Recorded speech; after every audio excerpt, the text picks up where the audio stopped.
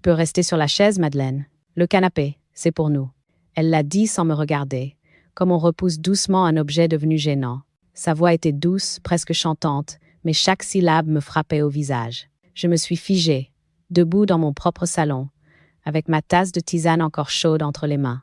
Ma belle-fille, Clara, était déjà installée sur le canapé. Pas sur un coin, non. Elle s'était étalée, les jambes croisées, un coussin derrière le dos, comme si le tissu gris clair lui appartenait depuis toujours. Et mon fils, Adrien, assis juste à côté, riait d'une plaisanterie que je n'avais pas entendue ou qu'on n'avait simplement pas jugé utile de me répéter.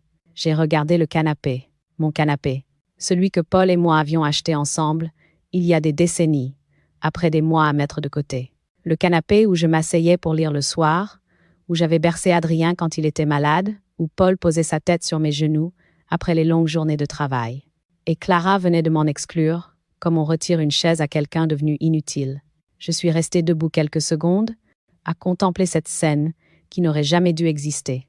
Ma belle-fille, dans ma maison, occupant ma place, et moi reléguée à une chaise dure, comme une invitée malvenue dans mon propre espace. Adrien n'a rien dit. Rien. Il a simplement tapoté le bras du canapé, invitant Clara à se rapprocher un peu plus de lui, comme si leur confort à eux était la seule chose importante dans cette pièce. Je me suis dirigée lentement vers la chaise en bois, près de la fenêtre. Chaque pas résonnait dans ma poitrine. Je me suis assise, le dos raide, la tasse tremblant légèrement dans mes mains. Clara a levé les yeux vers moi, enfin, avec un sourire sans chaleur. « Tu comprends, Madeleine, ce canapé, il est trop bas pour toi. Tu pourrais avoir mal au dos en te relevant. » Ma bouche s'est entr'ouverte. Pour répondre, pour protester, je ne sais plus. Mais aucun son n'est sorti. Parce que ce n'était pas une remarque innocente, ce n'était pas une prévenance. C'était une prise de territoire. Une façon subtile de dire « ta place n'est plus ici ». Adrien, lui, a approuvé d'un signe de tête. « Oui, maman, Clara a raison. Tu es mieux là-bas, la basse. » Comme si on parlait d'un coin où l'on range des objets trop anciens pour servir encore. Mes doigts se sont crispés sur la tasse. J'ai senti un frisson remonter le long de ma nuque. Pas de froid, de lucidité. Clara avait pris ma place sur le canapé. Mais ce soir-là, elle a pris bien plus que cela. Elle a pris ma place dans le regard de mon fils. Elle a pris le contrôle silencieux de la maison, de l'ambiance, des gestes. Elle a pris l'habitude de décider pour moi, de me déplacer comme on déplace une lampe trop vieille qui gêne la lumière. Adrien parlait, riait, plaisantait. Clara hochait la tête. Et moi, j'étais là, sur cette chaise, invisible, effacée, comme si j'avais raté quelque chose, un moment précis où l'on m'aurait retiré le statut de mère pour me donner celui de relique. Je ne sais plus ce qu'ils se sont dit ensuite. Leurs voix se mêlaient, un brouillard sourd autour de moi. Je regardais mon salon comme on regarde une photographie devenue étrangère. Rien n'avait changé, mais rien n'était pareil. Puis, soudain, quelque chose en moi s'est resserré. Un déclic, un mouvement intérieur, subtil mais irréversible, comme un fragment de mon être qui se réveillait après un long sommeil forcé. Je me suis redressée. Je les ai observés. Leurs rires, leurs gestes de connivence, leur certitude que j'accepterais encore, que je me tairais encore, que je me laisserais pousser vers cette chaise encore longtemps. Et je me suis dit, très calmement, très clairement, Clara peut prendre ma place sur le canapé. Mais jamais, jamais, elle ne prendra la place que j'ai réservée pour elle dans mon testament. Je ne savais pas encore comment, ni quand. Mais je savais une chose essentielle. Je ne laisserai plus jamais quelqu'un décider de ma valeur, ni de ma place, ni de mon avenir. Ce soir-là, sur cette chaise inconfortable, j'ai cessé d'être la femme effacée qu'il croyait voir. Je suis redevenue Madeleine, la femme qui avait construit cette maison, la femme qui avait élevé un fils seul après la mort de Paul, la femme qui savait se battre sans bruit, et dans le silence du salon, tandis que Clara riait aux éclats sur mon canapé, j'ai compris que la vraie bataille ne se ferait pas avec des cris. Elle se ferait avec un stylo, avec une signature, avec le droit. Clara avait pris ma place sur le canapé, oui, mais pas sur mon testament. Avant que Clara ne s'installe sur ce canapé comme s'il avait toujours été le sien, avant que je ne devienne une silhouette assise sur une chaise dure près de la fenêtre, avant les remarques déguisées et les sourires figés, il y avait une autre vie. Une vie douce, simple, construite patiemment, comme un tricot dont chaque maille raconte une saison, une épreuve, un bonheur. Je ne suis pas née femme diminuée. Je ne suis pas née invisible. J'ai été une jeune fille rieuse, avide de lumière, travaillant dans la petite librairie de mon oncle, heureuse de sentir l'odeur des pages neuves et usées. C'est là que j'ai rencontré Paul. La rencontre avec Paul, un amour qui s'ancre doucement. Paul venait souvent acheter des journaux et des revues techniques. Il ne parlait pas beaucoup, mais il avait ce regard clair, droit, qui donnait l'impression qu'il voyait tout sans juger personne. Un jour, il m'a demandé « Vous avez un livre léger qui fait du bien ?» Je lui ai donné un roman sentimental. Il m'a souri un sourire timide, presque enfantin. Et, quand il a payé, ses doigts ont effleuré les miens. Je crois que c'est à ce moment-là que ma vie s'est mise à changer. Un frisson léger, un fil qui se tend, un avenir qui bascule sans bruit. Nous avons commencé à nous voir, d'abord pour marcher le long de la rivière, puis pour partager un chocolat chaud le samedi soir. Il parlait peu, mais chaque mot qu'il disait semblait peser, choisi, vrai. Un soir, il m'a dit « Madeleine, avec toi, j'ai l'impression d'être chez moi. » Je n'ai jamais oublié cette phrase. Je crois que c'est ce sentiment-là que je voulais transmettre à mon fils, Adrien, qu'ici, auprès de moi, il y aurait toujours un foyer, un lieu où personne ne serait mis sur une chaise en retrait. La maison, un rêve construit pierre par pierre. Après notre mariage, Paul et moi avions peu de moyens. Nous avons acheté une vieille maison en pierre, presque en ruine, perdue au bord du village. Les voisins disaient « Ils sont courageux, mais ils n'y arriveront jamais. » Ils se trompaient. Nous avons travaillé comme deux artisans amoureux. Paul réparait les murs, changeait les poutres, redonnait vie aux fenêtres. Moi, je peignais, je jardinais, je cousais les rideaux, je gravais nos initiales dans la charpente du grenier. Et peu à peu, pièce après pièce, la maison est devenue la nôtre. Pas un simple bâti, un refuge, un cocon, un lieu dont chaque coin portait un souvenir. Le canapé, par exemple, ce fameux canapé gris clair. Nous avions économisé des mois pour l'acheter. Je me souviens encore de la sensation de son tissu neuf, du parfum d'usine, du rire de Paul quand il s'est écroulé dessus en disant « Voilà, Madeleine, c'est ici que je vieillirai. » Et il y a vieilli, avec moi. La naissance d'Adrien, un soleil dans un monde modeste. Quand Adrien est né, la maison a changé de respiration. Les nuits ont été courtes, mais nos jours remplis. Je l'ai porté, nourri, bercé. Ses pleurs traversaient les murs, mais ils ne m'ont jamais fatiguée. Ils me rappelaient que j'étais vivante, utile, nécessaire. Paul rentrait du travail, prenait Adrien dans ses bras et murmurait « Je ferai tout pour toi, mon fils. Et ta mère aussi. » Nous étions un trio, un monde complet. J'ai renoncé à mes rêves de voyager, de reprendre mes études, de reprendre la librairie. Pas par sacrifice forcé par amour. On ne le dit jamais assez.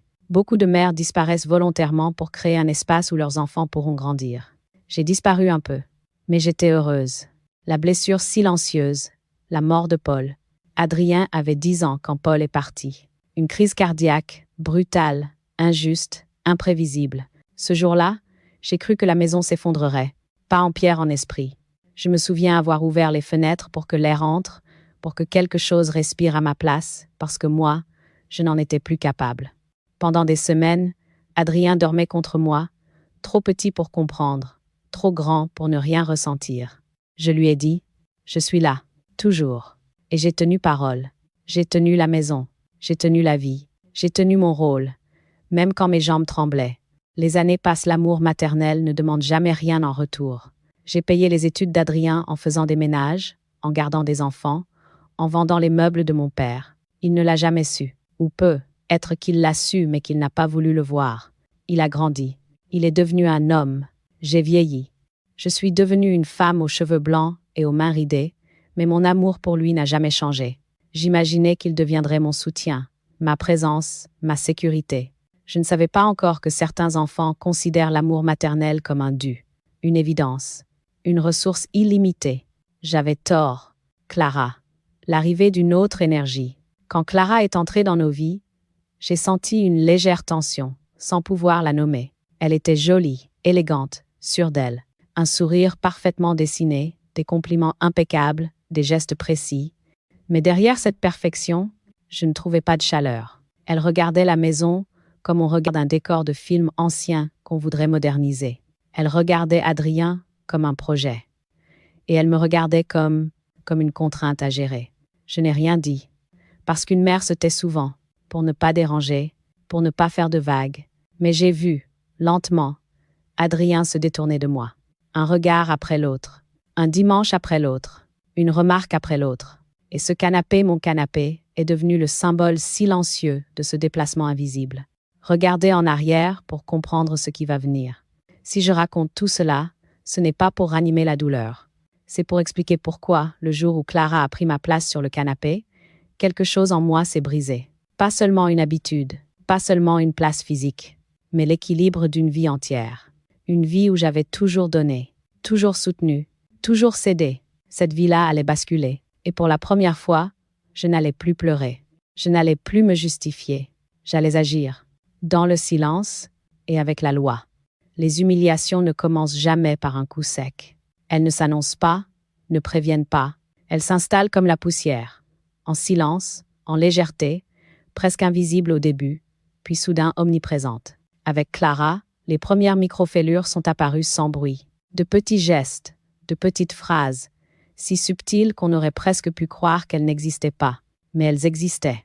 Elles se répétaient. Et elles s'accumulaient. La première remarque sur un objet banal. Cela a commencé avec un vase bleu, simple, sans grande valeur marchande, mais offert par Paul pour notre 15e anniversaire de mariage. Clara l'a pris un jour dans ses mains, l'a observé, puis a dit « Oh, c'est très ancien. Ça fait un peu vieillot, non ?» Elle a souri. Ce sourire qui n'en est pas vraiment un sourire qui jauge, qui retire une pierre du mur sans que personne ne le voie. Adrien, lui, a juste haussé les épaules. Maman a toujours aimé garder des trucs inutiles. J'ai eu l'impression qu'on retirait un souvenir de mes mains. Mais j'ai souri. Comme toutes les mères sourient quand leurs enfants piétinent leur histoire sans même s'en rendre compte. Les repas du dimanche peu à peu rétrécis. Avant, quand Adrien vivait encore dans la région, nos repas du dimanche étaient sacrés. Un rituel simple. Poulet rôti, légumes du jardin, une tarte aux pommes. Quand il a rencontré Clara, les repas se sont espacés, puis transformés. Elle arrivait toujours avec des Tupperware préparés chez elle. Et au lieu de s'asseoir avec moi dans la cuisine, elle disait « On va manger au salon, c'est plus moderne ». Comme si ma cuisine, avec ses carreaux blancs et son odeur de thym, était démodée, déplacée, presque honteuse. Elle disposait sa nourriture dans mes assiettes, sans me demander mon avis. Et quand j'apportais un plat que j'avais préparé, elle répondait « Oh, tu n'aurais pas dû t'embêter, on a ce qu'il faut ». Elle ne comprenait pas, ou ne voulait pas comprendre qu'une mère cuisine par amour, pas par obligation. Adrien, encore une fois, ne disait rien. Ou pire, approuvait d'un signe de tête distrait. Les décisions à leur manière. Un jour, ils sont arrivés sans prévenir avec de nouveaux rideaux. Ceux-là iront beaucoup mieux avec le style de la maison. Elle n'avait pas demandé. Elle avait décidé. J'ai voulu protester. Mais Adrien a ajouté. Ce sera plus lumineux, maman. On t'aide. Aider. Ce mot-là, dans leur bouche, voulait dire « Tu n'es plus capable de décider ce qui est beau chez toi ». J'ai regardé mes anciens rideaux pliés, posés sur la chaise comme des témoins d'un passé soudain déplacé. Personne ne m'a demandé si je voulais les garder. L'invisibilité progressive, le glissement silencieux. Les conversations changeaient aussi. Avant, Adrien me parlait de tout. Son travail, ses soucis, ses projets. Maintenant, il parlait uniquement de ce que Clara approuvait. Leurs vacances, leurs amis, leurs décorations. Quand je tentais d'intervenir, Clara me coupait naturellement, comme si ma voix était une gêne sonore. « Oui, oui, Madeleine, on sait. Enfin, on verra ça. » Et Adrien, il ne se tournait même plus vers moi. J'ai compris à ce moment-là que j'étais devenue un second rôle dans la vie de mon propre fils. Les invitations oubliées. Il y a eu l'anniversaire de Clara, une grande fête, un buffet, des amis, des photos publiées ensuite sur Facebook. Je n'y avais pas été invitée. Quand j'ai demandé pourquoi, Clara a répondu d'un ton très doux. « Oh, on a pensé que tu serais fatiguée avec tout ce bruit. On voulait te ménager, me mettre de côté, me ranger dans une catégorie de personnes trop fragiles pour être vues. » Je n'ai pas répondu, mais une petite fissure supplémentaire s'est formée en moi. Les objets déplacés comme si je n'existais déjà plus. Clara avait pris l'habitude de ranger, réorganiser, remplacer, toujours sous prétexte d'aider. Une fois, en rentrant du marché, j'ai trouvé mon buffet ouvert. Les photos de Paul n'étaient plus sur le dessus. Elles avaient été déplacées sur une étagère plus discrète, presque invisible. pour que ce soit moins chargé, avait dit Clara. Mais je voyais la vérité. Elle ne voulait plus de lui dans la pièce principale. Et pas de moi non plus. La remarque de trop sur mon âge. Un soir, alors que j'apportais une tarte aux poires, Clara a murmuré à Adrien, croyant que je ne l'entendais pas. Ta mère fatigue vite. Faut vraiment qu'on pense à mieux organiser les choses. Mieux organiser.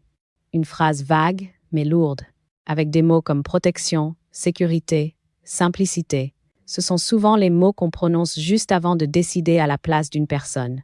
J'ai senti une chaleur dans la gorge, une humiliation sourde, pas parce qu'elle avait parlé de mon âge, mais parce qu'Adrien avait acquiescé, sans me regarder. Le canapé pas un simple meuble, mais un signal. Puis il y a eu cette scène. Ce détail apparemment banal, Clara prenant ma place sur le canapé. Ce n'était pas un geste anodin, c'était le point culminant d'un long processus. Et moi, assise sur cette chaise, j'ai compris que toutes ces petites humiliations formaient un puzzle terrible, un puzzle où je disparaissais doucement, un puzzle que j'avais laissé se construire sans m'en rendre compte. Un puzzle dont je n'étais plus que la pièce marginale. Mais je n'allais pas m'effacer davantage, car ce jour-là, quelque chose en moi s'est redressé. Une part ancienne, une part solide, une part que Clara ne connaissait pas et qu'Adrien avait oubliée. J'allais reprendre ma place, d'une manière qu'il ne pourrait jamais contester. J'allais le faire sans élever la voix, sans confrontation inutile, sans drame. J'allais le faire avec un notaire, et avec ma dignité retrouvée. Les humiliations quotidiennes sont comme des gouttes d'eau tombant sur la même pierre. Au début, on ne sent rien. Puis un jour, la pierre se fissure. Ce jour-là est arrivé pour moi un samedi matin. Un matin froid où la lumière semblait usée, comme si même le soleil hésitait à entrer chez moi. Je revenais du marché, un sac de pommes dans une main, une botte de poireaux dans l'autre. Quand j'ai poussé la porte de ma maison, j'ai entendu des voix dans le salon. Clara et Adrien. Ils étaient venus sans prévenir, encore. Leur présence dans ma maison en mon absence m'a toujours mise mal à l'aise, mais je n'avais jamais osé le dire. Parce qu'une mère ne veut pas se brouiller, parce qu'une mère préfère toujours se convaincre qu'elle exagère. Mais cette fois-là, je n'exagérais pas. Pas le moins du monde, le document sur la table. En entrant, j'ai vu tout de suite l'objet posé entre eux, un classeur bleu, un classeur que je n'avais jamais vu. Ils ne m'ont pas entendu tout de suite. Je suis restée immobile quelques secondes, absorbant la scène comme un cauchemar au ralenti. Clara feuilletait des papiers. Adrien lisait une page en fronçant les sourcils. J'ai lâché un léger « bonjour », pas un mot, une interrogation. Ils ont sursauté. Adrien a rapidement refermé le classeur. Clara a eu un sourire nerveux, un sourire qui trahissait tout sauf l'innocence. « Oh, Madeleine, tu es rentrée plus tôt. On regardait juste. Des idées pour t'aider. Aider. Encore ce mot. Toujours ce mot. » Je me suis approchée, et avant qu'il ne puisse le cacher, j'ai posé la main sur le classeur. Il était lourd. Trop lourd pour être anodin. Qu'est-ce que c'est? Ina de Skedia. Clara a pris l'air le plus naturel possible. Un dossier d'organisation? Pour la gestion de ta maison? Sa voix était douce, mais ses doigts serraient le bord du classeur comme on serre une proie. Je l'ai ouvert. Et là, mon cœur s'est arrêté quelques secondes. Les papiers. Une tentative d'éviction déguisée. Le dossier contenait une estimation immobilière récente de ma maison, des formulaires de procuration bancaire prêts, remplis, des documents concernant des résidences seniors et surtout, un projet de mandataire de protection future. Mon nom y figurait. À côté, la signature, imitée. La signature de Paul, aussi, scannée sur un vieux document. Je me suis sentie glacée jusqu'aux os. Clara a essayé de minimiser, jouant la carte de la bienveillance simulée. Tu sais, Madeleine, si un jour tu n'arrives plus à gérer les papiers, il vaut mieux qu'on s'en occupe. Pour ton bien. Pour mon bien. Cette expression-là, prononcée avec ce sourire-là, a été comme un poignard lent. Adrien, lui, ne disait rien. Il fixait le sol, mais ce silence-là n'était pas de l'ignorance. C'était de la complicité passive. Je me suis entendue demander, la voix plus ferme que je ne l'aurais cru. Et pourquoi ces documents sont-ils déjà remplis? Pourquoi y a-t-il ma signature? Ils n'ont pas su répondre. Clara bafouillait. Adrien cherchait une justification dans l'air. La vérité a émergé en fragments. Il voulait transformer ma maison en location pour générer des revenus. Il voulait gérer mon compte bancaire pour simplifier les choses. Il voulait disposer de ma vie avant même que je ne perde ma capacité à la vivre. Et ce classeur, ce dossier bleu, était la preuve matérielle d'une escroquerie familiale déguisée en aide. Le moment où quelque chose s'est brisé et reconstruit. Je me souviens exactement de la sensation que j'ai eue. Un vertige d'abord, comme si la pièce tournait lentement autour de moi. Mes mains tremblaient, ma gorge se serrait. Mais au milieu de ce chaos intérieur, une idée s'est imposée. Claire, nette, immobile. Je ne serai plus jamais leur victime, ni leurs ressources, ni leurs variables d'ajustement, ni leur justification morale. J'ai refermé doucement le classeur, j'ai posé ma main dessus, et j'ai dit « Sortez ». La voix était calme, exacte, tranchante. Clara a voulu protester. « Madeleine, ne dramatise pas.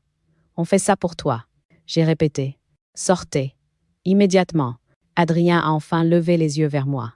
C'est là que j'ai vu quelque chose que je n'oublierai jamais. Une pointe de peur. Pas pour moi. Pour lui, pour ce qu'il risquait de perdre. Ils sont sortis, maladroitement, en marmonnant, en fermant la porte un peu trop fort. Et moi, seul dans le silence de mon salon, le classeur bleu dans les mains, j'ai senti une force que je croyais éteinte revenir lentement. Une force que Paul aimait chez moi. Une force qu'Adrien avait oubliée. Une force que Clara n'avait jamais imaginée. Je n'étais plus l'ombre qu'ils avaient reléguée sur une chaise. J'étais Madeleine, propriétaire, mère, femme. Et personne, absolument personne, ne déciderait de mon avenir à ma place. Le déclic, agir mais sans bruit. J'ai rangé le classeur dans le buffet. Je me suis assise sur le fameux canapé, celui qu'il m'avait confisqué, presque symboliquement. Et c'est là, assise à ma véritable place, que j'ai pris la décision qui allait tout changer. Pas un cri, pas une confrontation spectaculaire. Non, une décision froide, silencieuse, légale. Je contacterai un notaire. Je protégerai mes biens, je protégerai ma vie, et il ne verrait rien venir. La nuit qui a suivi la découverte du classeur bleu a été l'une des plus longues de ma vie. J'ai fermé les volets, j'ai bu une tisane, j'ai tenté de lire, mais rien n'a apaisé le tumulte qui me rongeait de l'intérieur. Quand l'appartement a sombré dans le silence, je suis restée dans l'obscurité, assise sur le lit, les doigts serrés autour d'un oreiller, comme si j'essayais de retenir quelque chose qui glissait entre mes mains. Ma propre dignité. Les nuits d'insomnie.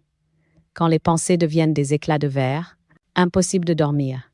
Ma chambre semblait trop grande, trop vide, trop froide. Paul me manquait terriblement. Sa voix, sa manière de mettre une main sur mon épaule, son calme solide, je me suis surprise à murmurer dans le noir. « Paul, tu ferais quoi, toi ?» La réponse ne venait pas, évidemment. Mais la question, elle, tournait encore et encore. Je revoyais Adrien, debout dans mon salon, incapable de me regarder dans les yeux. Je voyais Clara, son sourire crispé, ses phrases enveloppées de miel et de poison. Et surtout, je revoyais la signature falsifiée. Ma signature. Ou plutôt ce qu'il pensait être ma signature. Cette pensée m'a transpercée. Pas seulement par la trahison, mais par l'intention derrière. Ils avaient déjà imaginé un futur où je n'aurais plus mon mot à dire. On n'imite pas la signature de quelqu'un par accident. On le fait parce qu'on a un plan, parce qu'on a déjà décidé de s'emparer de ce qui ne vous appartient pas. Cette prise de conscience m'a arraché un souffle court, comme un coup dans la poitrine. Le conflit intérieur, se battre ou renoncer. Je suis restée longtemps assise, le dos voûté, les mains posées sur mes genoux. Il y avait en moi deux femmes qui se faisaient face. La mère, celle qui pardonne, qui minimise, qui trouve des excuses, et la femme, celle qui ressent l'injustice, celle qui refuse de disparaître. La première me disait « Ce sont tes enfants. Ils ne voulaient peu, être pas te nuire. » La seconde répondait « Les intentions n'effacent pas les actes. On ne contrôle pas quelqu'un pour son bien. » Je suis restée ainsi toute la nuit, déchirée entre la douleur et la lucidité. À un moment, j'ai même eu peur. Peur qu'il me fasse signer quelque chose sans que je m'en rende compte. Peur de ma confiance naïve. Peur de ma propre vieillesse. Peur de devenir ce qu'il voulait me faire croire que j'étais.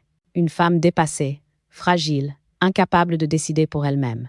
Puis, très lentement, une phrase de Paul m'est revenue. « Madeleine, quand quelque chose te semble injuste, regarde-le en face, toujours. » Je me suis redressée, j'ai allumé la lampe. Et dans le miroir, j'ai vu une femme aux cheveux blancs. Certes, aux rides creusées, mais une femme encore debout, encore lucide, encore capable. Et surtout, une femme qui n'avait plus envie d'avoir peur. Les premières notes transformaient la douleur en méthode. Vers 4 heures du matin, j'ai pris un vieux carnet à couverture brune. Le carnet où je notais jadis les recettes de Paul, les dépenses du foyer, les anniversaires. Ce soir-là, il est devenu autre chose. Mon dossier de vérité. J'ai écrit « Samedi, 14 et 12 ». J'ai trouvé un classeur bleu chez moi. Documents sur ma maison, procuration bancaire pré-remplie, signature imitée. Adrien et Clara présents. Ils ont parlé d'organisation pour mon bien. J'ai ordonné qu'ils sortent. Plus j'écrivais, plus ma main devenait stable. Comme si chaque ligne était une pierre d'un mur que je reconstruisais auprès de moi. J'ai noté les dates, les phrases exactes, les détails du dossier, l'ordre des pages. J'ai écrit ce que j'avais ressenti, ce que j'avais vu dans leur regard. Parce que la mémoire humaine oublie, mais l'écriture, elle, ne trahit pas. Quand j'ai refermé le carnet, il était près de 5 heures du matin, et le ciel commençait à pâlir. Je n'avais pas dormi, mais j'avais gagné quelque chose de plus précieux qu'une nuit de repos. La direction, les recherches, comprendre la loi sans bruit. Les jours suivants, je n'ai rien dit, ni à Adrien, ni à Clara. Je n'ai rien laissé paraître. Mon visage était celui qu'ils voulaient voir, calme, docile, un peu fatigué. Mais dans l'ombre, je me suis mise à chercher, avec prudence, avec précision, avec cette lente détermination qui caractérise les femmes qui ont déjà trop enduré. Je suis allée à la bibliothèque municipale. J'ai demandé des brochures sur le droit notarial, sur les procurations, sur la protection des personnes âgées. La bibliothécaire n'a rien suspecté. J'ai lu chaque article, chaque note, chaque annotation. J'ai appris qu'une procuration peut être annulée à tout moment, qu'une signature imitée constitue une fraude grave, qu'un bien immobilier peut être protégé par un acte personnalisé, qu'un testament peut être refait quand on veut, sans en informer personne. Et surtout, qu'on n'est jamais trop vieille pour protéger ce qui nous appartient. Le choix décisif, demander de l'aide mais avec prudence. J'ai longtemps hésité avant de franchir le dernier pas, celui qui allait tout changer. Demander de l'aide. Pas à une amie, l'affaire était trop grave. Pas à la famille, personne ne devait savoir. Pas à Adrien, surtout pas. J'avais besoin d'un regard extérieur, d'une personne honnête, d'un professionnel, quelqu'un qui comprend la loi mieux que les émotions, quelqu'un qui pourrait m'aider à agir sans bruit. Alors, un matin gris, j'ai enfilé mon manteau, j'ai mis le carnet dans mon sac et j'ai fermé la porte derrière moi comme on ferme un chapitre. Je suis descendue jusqu'à la rue principale et j'ai pris rendez-vous chez un notaire. La secrétaire m'a demandé « Quel est le motif de votre venue, madame ?» J'ai répondu, sans une hésitation, pour mettre ma vie en ordre. Ce jour-là, en raccrochant, j'ai senti pour la première fois une lueur de paix. J'avais mal, oui, mais j'avais un plan, et Clara n'en savait rien. Le jour de mon rendez-vous chez le notaire, un vent froid balayait la rue principale. J'étais partie tôt, laissant ma maison encore endormie, comme si je voulais m'assurer que rien ni doute, ni hésitation ne me retiendrait en arrière. J'avais mis mon manteau bleu nuit, celui que Paul m'avait offert pour mes 60 ans. Je me souvenais encore de ces mots. Tu le mettras le jour où tu auras besoin de te sentir forte. Je crois qu'il aurait été fier de me voir marcher, droite, déterminée, vers la seule personne qui pouvait m'aider à reprendre le contrôle de ma vie. La rencontre avec le notaire, un regard qui voit tout. Le cabinet du notaire, Maître Lefebvre, se trouvait au dernier étage d'un bâtiment ancien. Une pièce lumineuse, des livres de loi alignés comme des gardiens silencieux, et un parfum de cire chaude qui me rappelait la bibliothèque où j'avais rencontré Paul. Quand il m'a vu entrer, il a tout de suite compris que je ne venais pas pour une formalité. Il a eu cette manière de m'inviter à m'asseoir douce mais attentive, qui donne envie de dire la vérité sans se défendre. « Que puis-je faire pour vous, madame ?» Je n'ai pas répondu tout de suite. J'ai sorti mon carnet brun de mon sac, je l'ai posé devant moi, et j'ai dit « J'ai besoin de protéger ma maison et ma vie. » Ses yeux ont changé légèrement, comme si ces mots réveillaient en lui une vigilance particulière. Je lui ai raconté ce qui s'était passé. Pas seulement le classeur bleu, mais les humiliations, les intrusions, la signature imitée. Je parlais lentement, avec méthode, relisant parfois mes notes, m'assurant de n'oublier aucun détail. À la fin, il s'est penché en avant et m'a dit d'une voix ferme « Vous avez raison de réagir maintenant. Ce que vous décrivez est grave. Mais rassurez-vous, tant que vous êtes lucide, personne ne peut décider à votre place. Nous allons reprendre la main. » Ces mots-là, ils ont été comme un manteau chaud posé sur mes épaules. Une reconnaissance, une validation, une preuve que je n'étais ni folle, ni paranoïaque. J'étais en danger, et j'avais choisi de me défendre. Première étape, sécuriser les comptes. Maître Lefebvre m'a conseillé d'ouvrir un nouveau compte bancaire dans une autre agence, avec un système de double vérification pour toute opération. J'ai suivi ses instructions à la lettre. J'ai retiré l'essentiel de mes économies du compte que Clara surveillait de loin. J'ai laissé juste assez pour payer les charges courantes. Le reste, protégé, sécurisé, intouchable. La jeune conseillère bancaire m'a demandé « C'est pour un projet particulier, madame ?» J'ai souri doucement. « Oui, pour un projet de liberté. » Deuxième étape, la maison, la clé de tout. Puis est venu le sujet le plus sensible, la maison, mon refuge, mon histoire, ce qu'ils voulaient mettre en location ou peu, être vendre pour financer leurs propres rêves. Maître Lefebvre m'a expliqué, vous pouvez garder la pleine propriété, ou la mettre sous un dispositif juridique qui vous protège entièrement, ou en faire une donation avec réserve d'usufruit. Ainsi, vous décidez à qui elle reviendra, mais personne ne peut en disposer de votre vivant. Je l'ai regardé longuement. Sa proposition avait un parfum de justesse. Je veux la transmettre, mais pas à ceux qui me traitent comme un meuble encombrant. Il a hoché la tête, sans poser de questions. Il savait. Nous avons donc mis en place une donation-partage en faveur de ma petite fille, la fille d'Adrien et Clara, Léonie, la seule qui, malgré son jeune âge, me témoignait encore de la douceur quand elle venait, la seule qui me serrait la main sans condescendance. Elle ne touchera la maison que lorsque je ne serai plus là, mais en attendant, aucun enfant, aucun conjoint, aucune belle-fille ne pourra décider de rien. Mon cœur battait fort lorsque j'ai signé. Pas de peur, de soulagement. Troisième étape, refaire mon testament. Nous avons ensuite travaillé sur un nouveau testament. Clair, solide, imparable. Il stipulait que mes biens liquides iraient aussi à Léonie, que Clara n'aurait rien, qu'Adrien garderait symboliquement un petit héritage, mais pas la maison, que toute tentative d'ingérence serait contestable devant la loi. J'ai signé en silence. Une signature simple, mais c'était une signature qui changeait le cours des choses. Maître Lefebvre a glissé le document dans une enveloppe scellée. Ils ne peuvent pas le savoir. Ils ne doivent rien savoir. La dignité, madame, se prépare dans le silence. J'ai fermé les yeux un instant. Cette phrase aurait pu être la mienne. Quatrième étape, le classeur bleu la preuve. J'ai apporté le fameux classeur bleu au notaire. Il l'a parcouru, page après page, et m'a dit « Ce document est potentiellement incriminant. Ne le jetez surtout pas. Gardez-le. C'est votre assurance. » Je l'ai rangé dans une pochette spéciale qu'il m'a donnée. Transparente, rigide, propre, un écrin pour la vérité. La dernière étape, le masque de docilité. Maître Lefebvre m'a donné un conseil que je n'oublierai jamais. Ne changez rien dans votre comportement. Continuez de sourire, d'écouter, de recevoir. Plus votre silence sera calme, plus ils seront aveugles. Et le jour où ils comprendront, ce sera trop tard. Je suis sortie de son cabinet avec une démarche différente. Mes pas étaient lents, mais assurés. Je portais dans mon sac plus que des documents. Je portais ma victoire à venir. En rentrant chez moi, j'ai passé la main sur le dossier du canapé. Pas pour m'y asseoir. Pour me rappeler que ce meuble n'était pas le symbole de ma défaite, mais le point de départ de ma renaissance. Clara pouvait continuer à prendre ma place dessus. Elle ne prendrait jamais ma place sur ce que j'avais décidé d'écrire. En mon nom, le jour où tout s'est refermé sur eux, n'a pas commencé par un cri ni par une dispute. Non, il a commencé par un silence si calme qu'il en devenait inquiétant. C'était un jeudi matin, quelques semaines après ma visite chez Maître Lefebvre. Le soleil d'hiver entrait par les fenêtres, dessinant des lignes pâles sur le carrelage.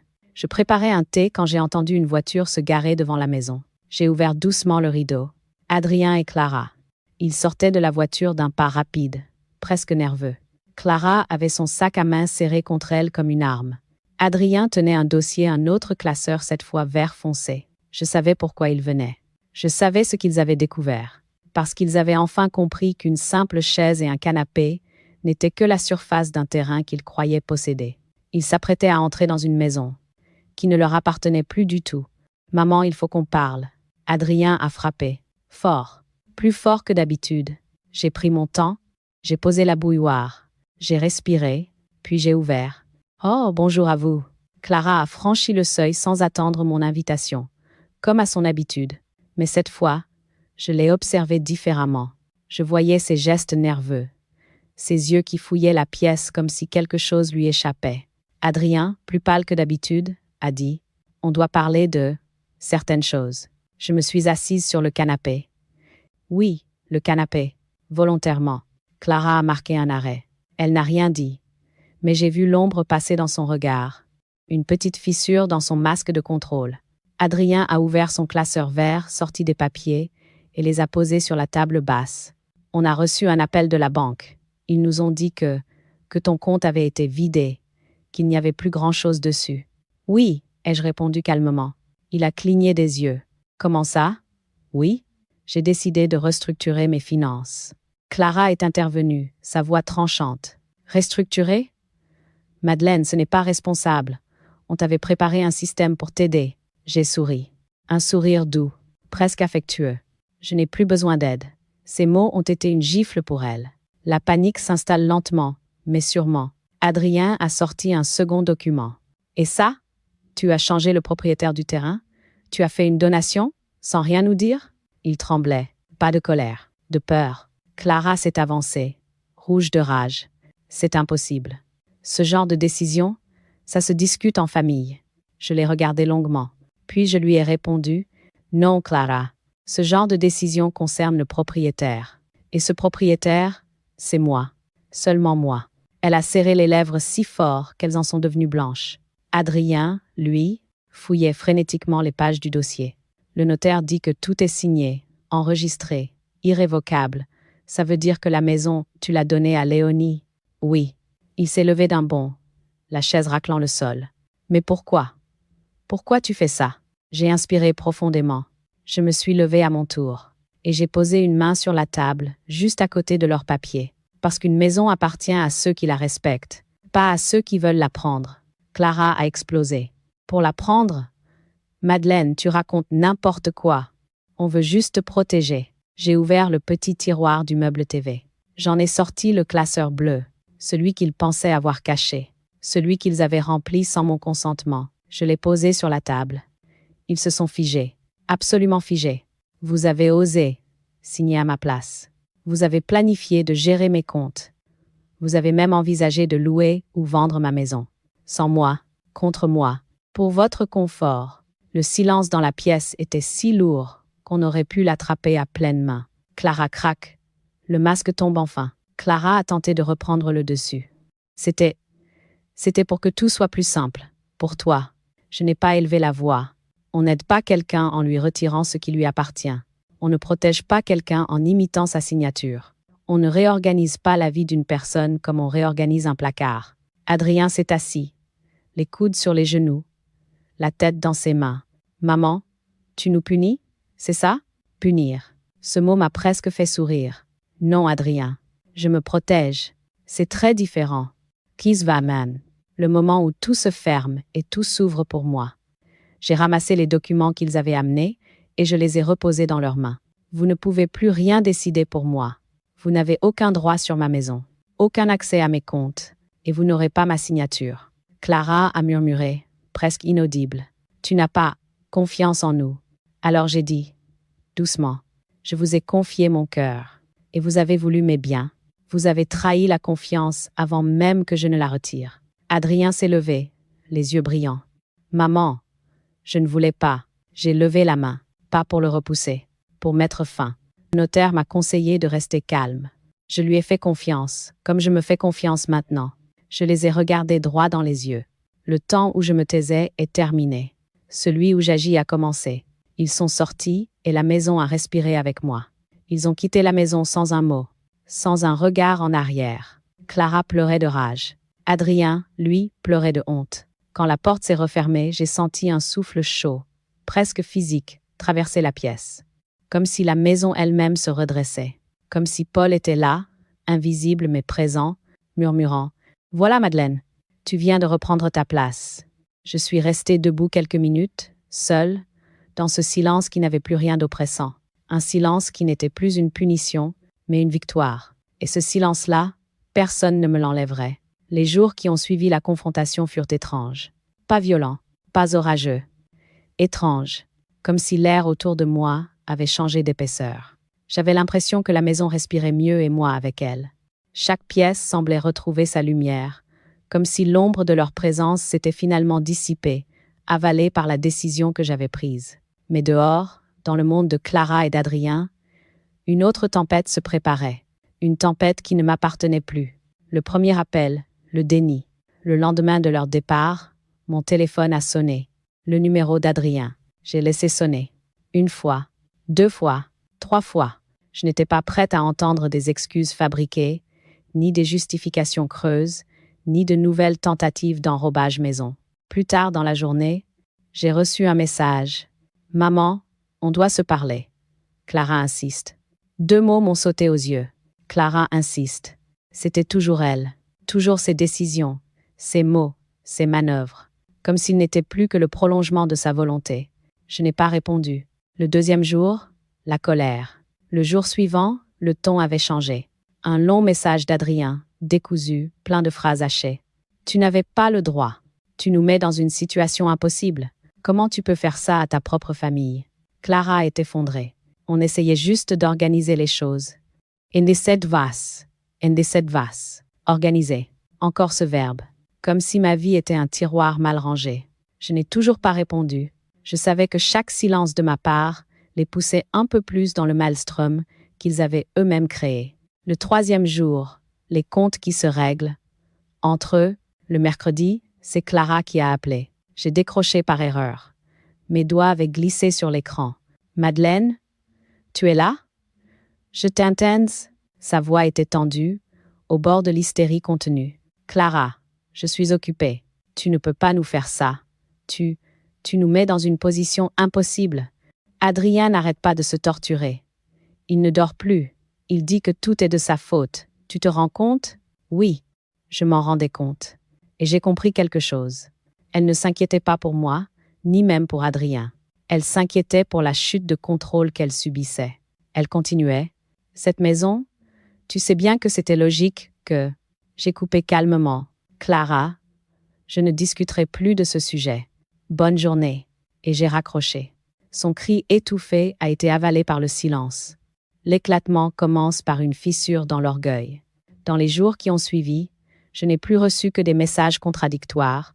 L'un de Clara, furieux, accusateur, l'un d'Adrien, perdu, suppliant, un autre encore de Clara, jouant la victime, puis un message sec d'Adrien, comme une tentative de reprendre le dessus. Mais entre les lignes, je lisais la vérité. Ils n'étaient plus unis. La culpabilité d'Adrien se heurtait à la colère de Clara. Son malaise se battait contre son orgueil à elle. Ils se renvoyaient la responsabilité, comme 2 enfants pris en flagrant délit. Et moi, j'étais devenue un miroir brutal de leurs propres manquements. Léonie, la seule lumière dans la tourmente. Un soir, vers 10 à 9 heures, on a frappé à ma porte. Quand j'ai ouvert, j'ai vu Léonie, ma petite fille, avec son écharpe rose et ses yeux pleins d'inquiétude. « Mamie, papa et maman se disputent tout le temps à cause de toi. » Mon cœur s'est serré. « À cause de moi ?» Elle a secoué la tête. « Non, à cause de ce qu'ils ont fait. » Cet enfant avait plus de clarté que 2 adultes réunis. Elle s'est assise à table, les manches de son manteau trop longues glissant sur le bois. Papa dit qu'il ne voulait pas faire du mal, qu'il voulait juste aider. Maman dit que tu es ingrate. Moi, je ne comprends pas. Je veux juste que tu sois bien. J'ai pris sa main, si petite encore, posée sur la mienne. Je vais bien, ma chérie. Et toi aussi, un jour, tu comprendras qu'on doit protéger ce qui nous appartient, même quand ça fait du bruit autour. Elle m'a regardé longtemps, puis a murmuré, « Tu sais, papa pleure parfois dans la salle de bain. » Je l'ai entendu. Il dit qu'il a tout gâché. Expertiva. Une onde douloureuse a traversé ma poitrine. J'aimais encore mon fils. Je l'aimerais toujours, mais je ne pouvais plus le sauver de ses choix. Avant de partir, Léonie m'a serré très fort. Un câlin presque désespéré. « Mamie, dis-moi que tu ne partiras pas loin d'ici. Je suis là, toujours là, mais juste à la bonne distance. » Elle n'a pas compris tout de suite. Mais un jour, elle comprendra. Les cris derrière les murs, le chaos, que je n'ai plus apporté. Quelques jours plus tard, j'ai reçu un message court, sec, sans ponctuation. On se sépare quelques jours. On a besoin de réfléchir. Adrien. Je suis restée longtemps à regarder ces mots. Leur univers se fissurait. Les mensonges s'effondraient. Leur façade parfaite se disloquait. Mais je n'y étais pour rien.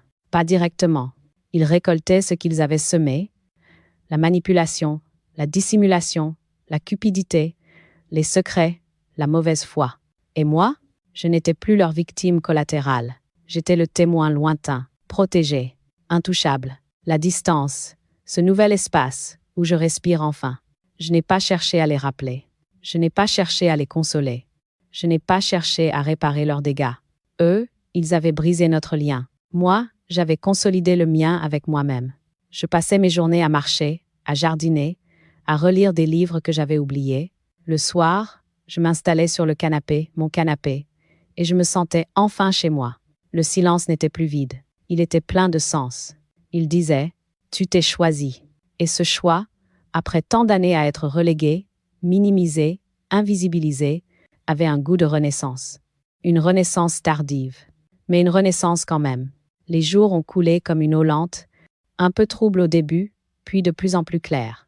Après la confrontation, après les cris étouffés, après les messages contradictoires et les silences lourds, ma vie a commencé à prendre une forme nouvelle. Non pas une vie spectaculaire, pleine d'aventures ou de grands projets.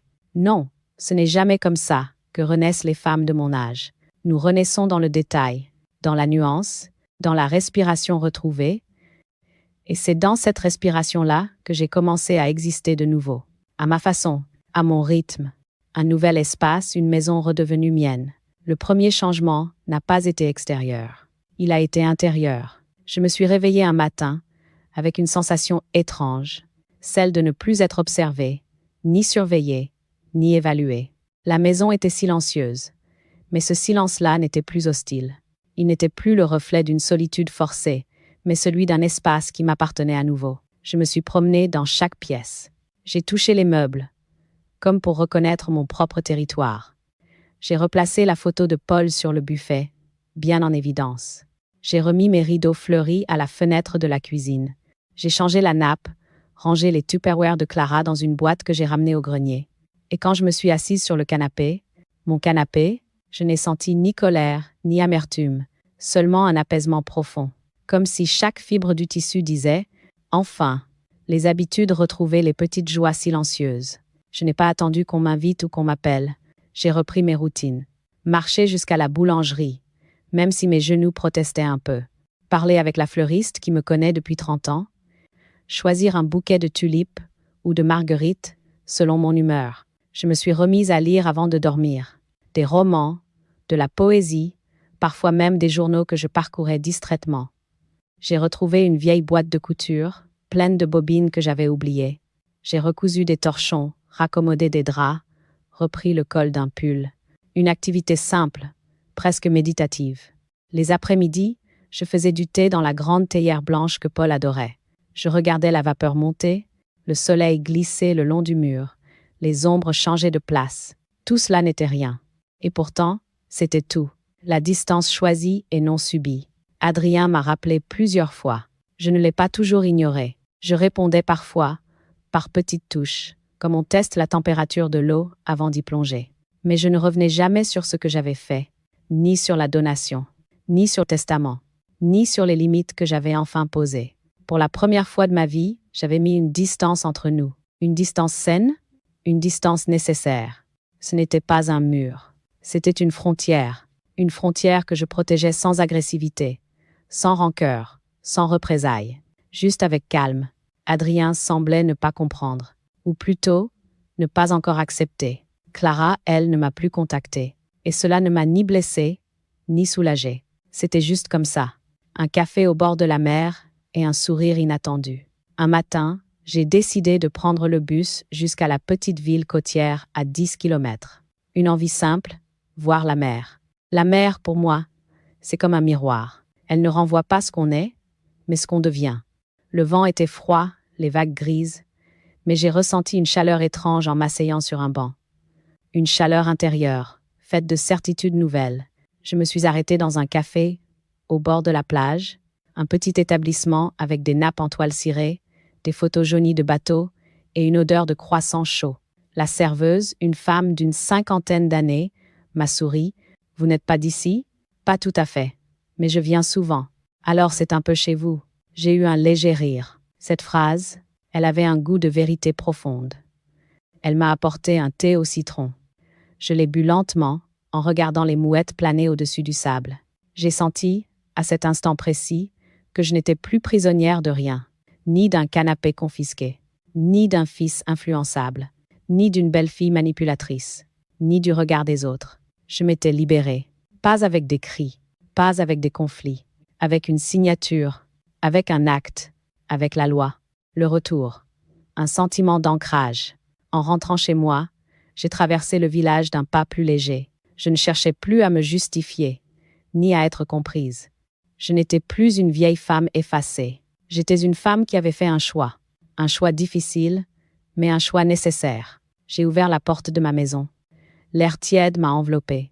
J'ai posé mon manteau, j'ai allumé une bougie, et je me suis assise sur le canapé. Encore lui, toujours lui, comme sur un trône silencieux. Et j'ai pensé, ma vie ne dépend plus de personne. Ce n'était pas une victoire glorieuse, pas un triomphe spectaculaire. C'était un apaisement, une stabilité, une présence à moi-même. Le pardon?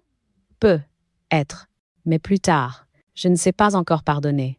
Ni à Adrien, ni à Clara, ni à moi-même pour les années où j'ai laissé les choses glisser. Le pardon viendra peu être, ou peut être pas. Mais j'ai appris quelque chose d'essentiel. On peut être en paix sans pardonner tout de suite.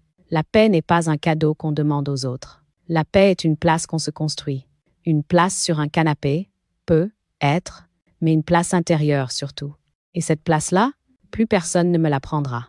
Il y a un moment, dans la vie des femmes de mon âge, où l'on se surprend à regarder son existence comme on regarderait un jardin après l'hiver. Certains plants ont gelé, d'autres ont résisté, d'autres encore renaissent timidement sous la surface. Ce matin-là, en ouvrant les volets, j'ai compris que j'étais arrivée à la fin d'une saison et au début d'une autre. La lumière de février glissait dans la maison comme une caresse douce. Je me suis dirigée vers le salon, mes pas lents mais sûrs, et je me suis assise sur mon canapé. Pas celui qu'on m'avait confisqué, celui que j'avais repris. Sur la table basse, j'avais posé une petite boîte en bois.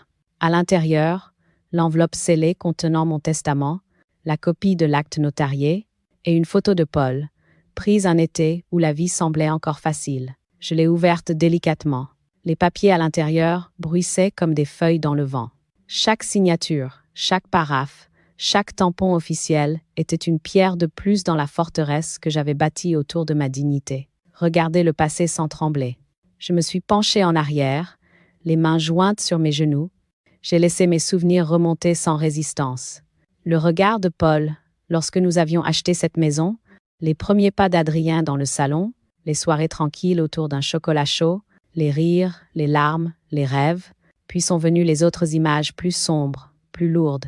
Clara s'asseyant à ma place sur le canapé, Adrien, détournant les yeux lorsqu'elle me coupait la parole, le classeur bleu rempli de trahisons soigneusement rangées, les signatures imitées, les projets de me déposséder pour mon bien. Il fut un temps où ces souvenirs m'auraient détruite. Aujourd'hui, ils ne sont plus que des leçons, des preuves de ce que j'ai traversé, de ce que j'ai enduré, et surtout, de ce que j'ai reconquis. J'ai compris quelque chose d'essentiel. On peut survivre à presque tout, dès lors qu'on décide de se choisir soi-même. La lettre d'Adrien. Alors que je rangeais les papiers, un léger froissement s'est glissé entre deux enveloppes. Une lettre, pliée en 4, que j'avais reçue quelques jours plus tôt, déposée dans ma boîte. Je ne l'avais pas encore lue. L'écriture était hésitante, presque enfantine celle d'Adrien, lorsqu'il ne voulait pas éveiller de colère ou de jugement. Je l'ai ouverte avec prudence. « Maman, je ne sais pas ce que je dois dire. Je n'ai aucune excuse. J'ai honte. Je t'aime, mais je ne t'ai pas respecté. Je ne t'ai pas protégé. Je ne sais pas comment réparer, mais je voudrais essayer. Adrien. » Je suis restée longtemps à contempler ces lignes, le cœur serré mais ferme. Il y avait dans cette lettre plus de vérité que dans tous nos Noëls réunis. Et soudain, j'ai senti quelque chose se fissurer doucement en moi. Pas une faiblesse. Une ouverture. Je n'ai pas pleuré. Je n'ai pas souri non plus. J'ai simplement posé la lettre sur la table et je me suis dit, peut être, un jour, mais pas encore. Le pardon ne se donne pas sur commande. Il arrive quand la blessure n'est plus une brûlure vive, mais une cicatrice qu'on peut toucher sans souffrir. Le temps des renouveaux. Je suis sortie marcher un peu. Le vent portait encore une froideur d'hiver, mais la journée avait quelque chose de clair, de léger. Au bout de la rue, j'ai croisé la voisine, Madame Duret, qui promenait son chien. « Vous avez bonne mine, Madeleine », m'a-t-elle lancé. J'ai répondu par un sourire réel, pas un sourire pour masquer une douleur. La vérité, c'est qu'une femme qui retrouve son espace, ses murs, sa voix même silencieuse, retrouve aussi son visage. Je suis passée devant la petite librairie du village. La nouvelle propriétaire m'a reconnue. « Bonjour, vous avez envie de quelque chose aujourd'hui ?» J'ai tendu la main vers un livre de poésie. J'ai toujours pensé que la poésie aide à recoller les morceaux de vie que le quotidien brise. Avec le livre sous le bras et mon pas tranquille, j'ai repris la route de la maison, en savourant chaque seconde. Une paix qui s'apprend. L'après-midi, j'ai préparé une tarte aux pommes, la recette de Paul. Le parfum a envahi la cuisine, chaud et familier. J'ai allumé la radio à faible volume. Une musique douce, un vieux morceau des années 70, s'est glissé jusque dans le salon. Et je me suis assise, sur le canapé, à ma place. Avec le thé fumant entre les mains, j'ai regardé par la fenêtre. Un rayon de soleil perçait les nuages, et j'ai eu cette pensée, simple et entière. Je suis enfin à la bonne distance, ni trop loin, ni trop près. Juste là où je dois être. Je ne suis pas devenue amère, je ne suis pas devenue dure, je suis devenue claire. Clara ne m'a pas recontactée. Elle doit encore ruminer, accuser, se plaindre, mais ce n'est plus mon affaire. Adrien essaye, avec maladresse mais sincérité. Il viendra peu, être un jour, ou pas. Je n'attends plus. J'ai arrêté d'attendre le jour où j'ai commencé à vivre pour moi. Le dernier mot, celui que je me suis longtemps refusé, le soir venu, j'ai rouvert la boîte en bois. J'ai rangé chaque document avec respect, non pas pour leur valeur juridique, mais pour la valeur symbolique qu'ils représentaient. Puis j'ai posé ma main sur la photo de Paul. Son sourire semblait me dire « Tu as bien fait, Madeleine. Tu t'es choisie. » Je me suis levée, j'ai soufflé la bougie, et dans la pénombre, j'ai murmuré non pas à Paul, ni à Adrien, ni à Clara, mais à moi-même, à la femme que j'avais été, à celle que j'allais devenir, et à toutes celles qui n'osent pas encore se relever. Le silence peut aussi être une forme de justice.